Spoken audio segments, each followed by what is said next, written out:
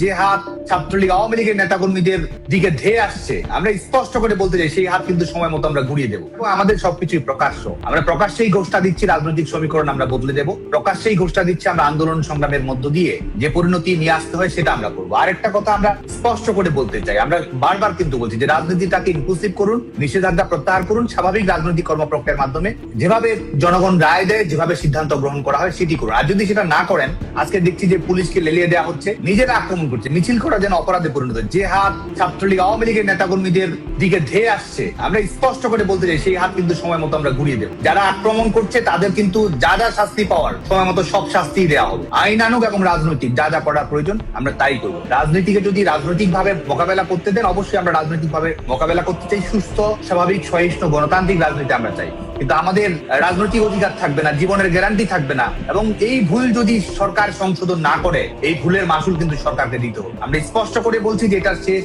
না দেখে আমরা ছাড়বো না। অতএব আমরা আপনারা দ্রুততার সঙ্গে নিষেধাজ্ঞা প্রত্যাহার করে গণতান্ত্রিক রাজনীতির দুয়ারটা উন্মুক্ত না হলে সেই দরজা কিন্তু সময় মতো ভেঙে দিয়ে বাংলাদেশের রাজনীতি কিভাবে গড়তে হয় সেটা আমাদের জানা আছে।